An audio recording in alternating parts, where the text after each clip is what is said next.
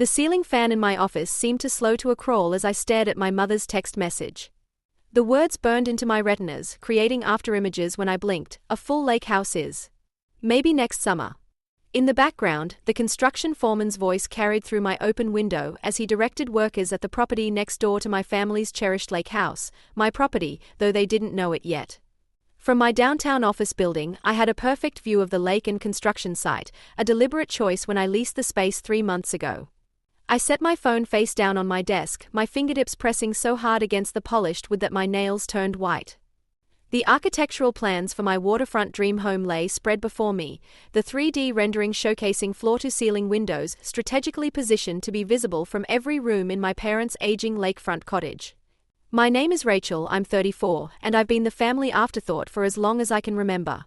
This is the story of how I built something too magnificent to ignore.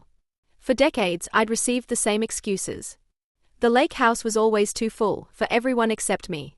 My brother Nathan's perfect wife Victoria needed space for their twins. Nathan's expanding family required the extra bedroom. Victoria's parents were visiting and needed my room. Always a reason why I, the single career woman, the quiet one, the responsible one, should understand why there wasn't space for me at family gatherings. What they didn't know was that 6 months earlier, my grandmother Lillian had summoned me to a private lunch at her favorite cafe. As classical music played softly in the background, she'd slid a thick envelope across the table, her arthritic fingers trembling slightly. "Are you sure about this, Rachel?" she'd asked, her eyes holding mine with unusual intensity. Inside was the deed to the lakefront property directly adjacent to my parents' house, the prime lot with the better views and private beach access. "It's yours if you want it," Gran had said, a mischievous smile playing across her lips. I never told them I bought it 30 years ago. Been paying the taxes quietly ever since. But why keep it a secret? I'd asked, stunned by the revelation. Gran's eyes had sharpened, the soft grandmother facade falling away momentarily. "Because I've watched how they treat you, dear. How they always push you aside for Nathan. I wanted you to have something that was just yours. Something they couldn't take away or diminish." My phone vibrated against the desk, flipping itself over. Another text from Mom. "I knew you'd understand, honey. Nathan's twins need the extra bedroom this year. And Victoria's expecting again. We have to make space for the nursery." I left the message on read and walked to my window, watching as the foundation for my new home took shape. Every cubic yard of concrete represented a summer I'd spent at that lake house, every time I was told to give up my room, every holiday I was asked to stay home because space was tight. The property Gran left me was twice the size of my parents' lot, with panoramic views my parents' house could never match. When my phone rang 20 minutes later, Nathan's name flashed on the screen. The golden child himself. "Hey sis, Mom told me you're skipping the lake house this summer. You sure? The twins have been asking about their Aunt Rachel." The guilt trip. Classic Nathan. "I'm sure," I replied, watching a truck deliver premium lumber to my construction site. "I've got some projects to focus on this summer." "You work too hard, You should really try to have some fun sometimes. Start a family of your own." I watched the architect unfurl the plans for my great room, with its 20-foot cathedral ceiling and wall of windows that would tower over my parents' modest cottage. "Oh, don't worry about me, Nathan. I'm building something special." "Whatever you say, sis." His voice shifted to that familiar tone, the one that said my life choices were amusing curiosities rather than valid paths. "Hey, since you're not using your room this summer, mind if we store the twins' toys there? Victoria's bringing basically their entire playroom." "Go ahead," I said, a smile spreading across my face as I watched workers pour the concrete footers for what would become my personal dock, extending 15 feet further into the lake than my parents' weathered wooden one. "Use whatever you need." After work that day, I drove to the small lakeside rental I'd secured across the street from my construction site, perfectly positioned to monitor progress. For 2 months, I watched my dream home rise from the ground. The massive timber frame went up, followed by walls and the specially ordered windows that had cost more than most people's cars. From my temporary rentals deck across the street, I could hear the occasional gasps and whispers from people walking by, admiring what was quickly becoming the most impressive house on the lake. Meanwhile, my family remained oblivious. Mom sent daily updates about Nathan's twins and Victoria's pregnancy, complete with photos of them making memories in the lake house, in my old room, on my favorite reading spot by the window, at the weathered picnic table where I'd spent countless summers being told to make space for others. Then, one blazing afternoon in July, everything changed. I had taken the day off work to meet with contractors at the site. I was reviewing tile samples with the interior designer when a familiar voice cut through the ambient construction noise. Who would build such an enormous house here? It's completely overshadowing our.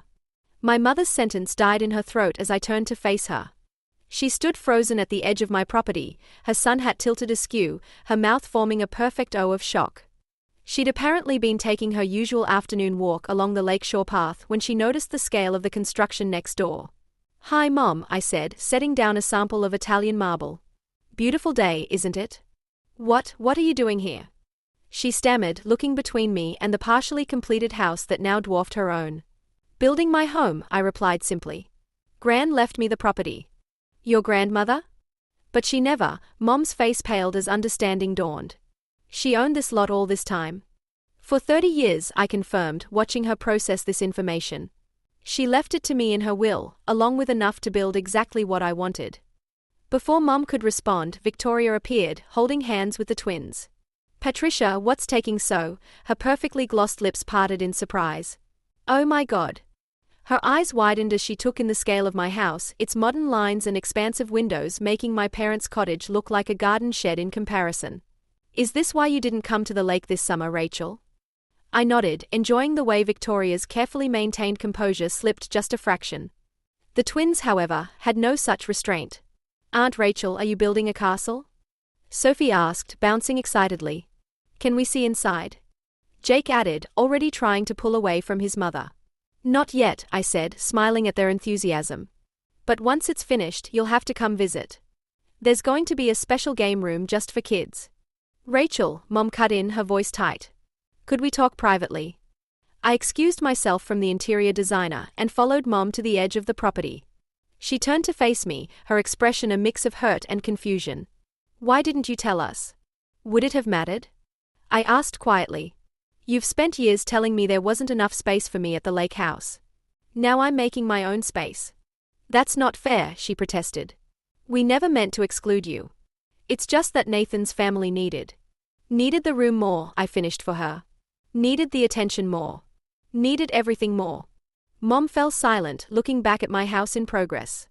The great room's cathedral windows were being installed, their massive panes reflecting the afternoon sunlight across the lake.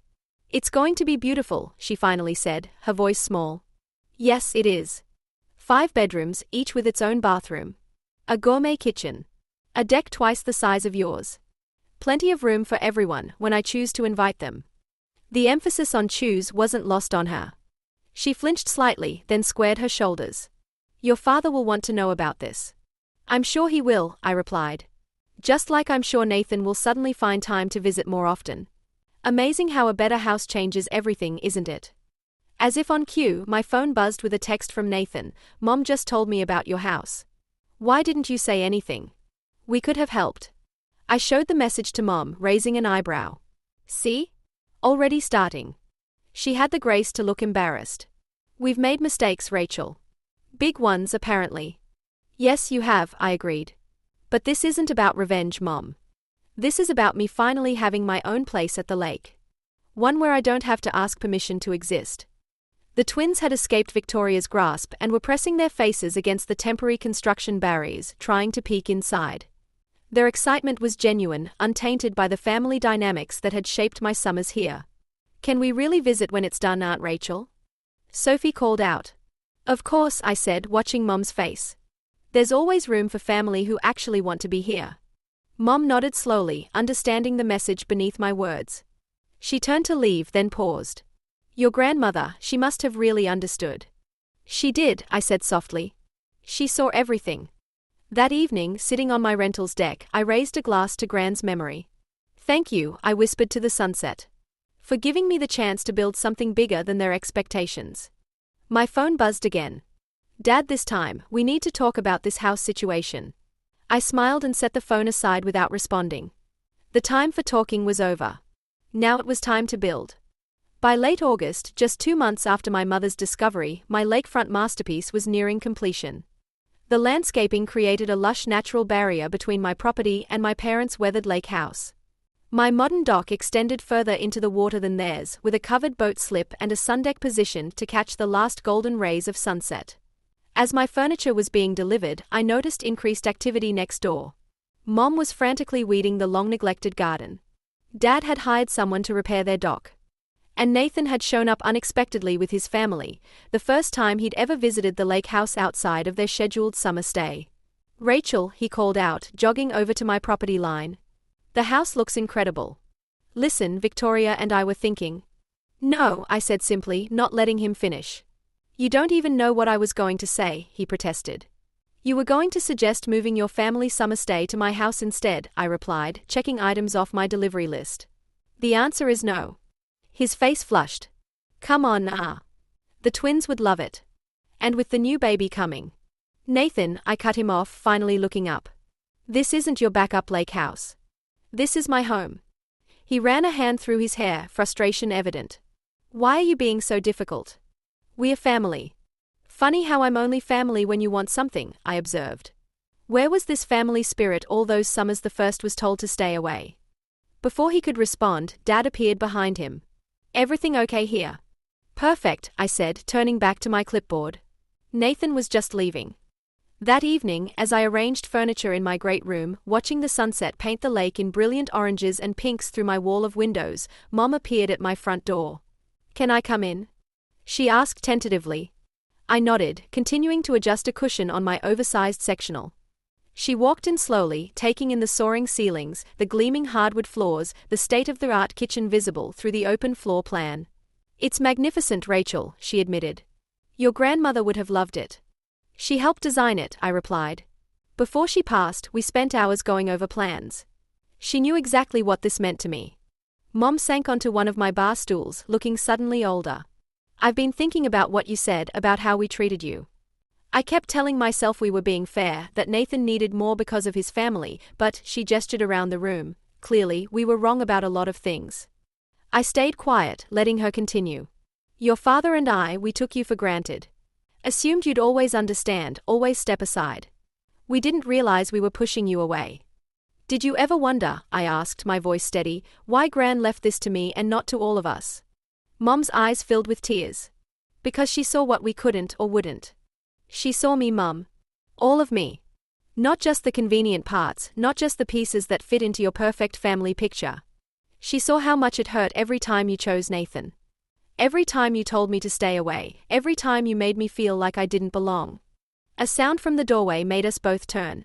Dad stood there, looking uncomfortable in my grand entryway. "The contractor quoted us $20,000 to update our kitchen," he said, avoiding my eyes. "Said it would help the property value." I almost laughed. Even now they were competing, trying to keep up. "Dad," I said gently, "this was never about property values. It was about having my own place where I don't have to apologize for existing." He nodded slowly, finally meeting my gaze. "We got it wrong, didn't we?" "Yes," I agreed. "But that doesn't mean we can't get it right from here." I walked to my kitchen and pulled out 3 glasses, filling them with wine. "Stay for dinner," I offered. "Just us. No Nathan, no Victoria, no twins. Let's talk about how we move forward." They accepted. And as we sat at my dining table, watching boats drift past on the lake, something shifted. The conversation was awkward at first, years of unspoken hurts hanging between us.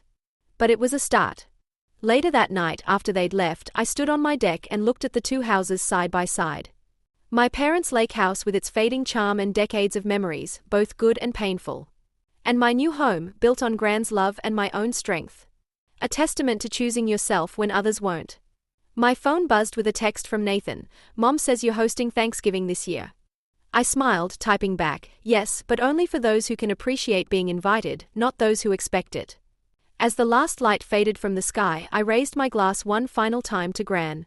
She'd given me more than property. She'd given me the courage to build my own place in the world, right next to those who tried to minimize me.